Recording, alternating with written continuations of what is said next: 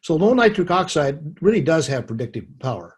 Experimental and clinical studies provide evidence that endothelial dysfunction is not only associated with all major cardiovascular risk factors, including hyperlipidemia, diabetes, hypertension, smoking, and severity of atherosclerosis. It also has a profound predictive value for future atherosclerotic disease progression. So if we have low nitric oxide, we can actually predict that you're going to have problems with your cardiovascular system because this is what's going on inside your body because you don't have the nitric oxide. Next slide. So what are the consequences of the nitric oxide insufficiency? Well, hypertension or high blood pressure is one of the first things we see. The atherosclerosis is forming, and that forms over a period of time.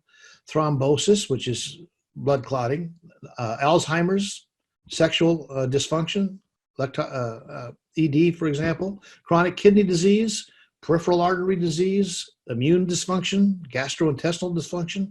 All of those are involved, and all of those are consequences of having nitric oxide insufficiency. Type 2 diabetes is a big one. That's where Dr. Pendergrass had such success, was with his type 2 diabetic patients.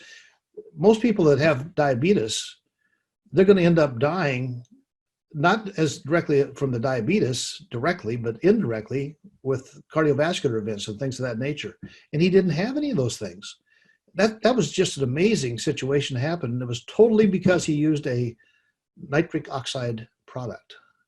And cancer you can have as a result of this because you have uncontrolled cell proliferation that occurs. Next slide.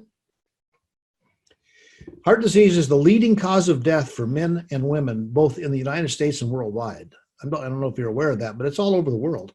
More than half of all people who die are men.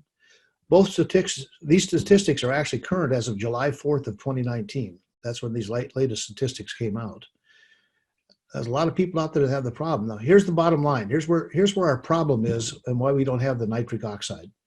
Because the production of nitric oxide declines with age. So this is a study that was published in the Journal of the American Medical Association. And you have 100% nitric oxide production when you're 10 and when you're 20. But for men at age 20, you start to lose that ability. It starts to go down. And as it goes down, you can see by the time that you're age 60 that you're down at about 15% of your nitric oxide production. Women, you have a slower curve, but you also get there too. You don't have enough nitric oxide in your body to maintain what you're supposed to. So by age 40, men produce about 50% of the nitric oxide that they produced when they were younger. By age 50, women produce about 50%. Next slide.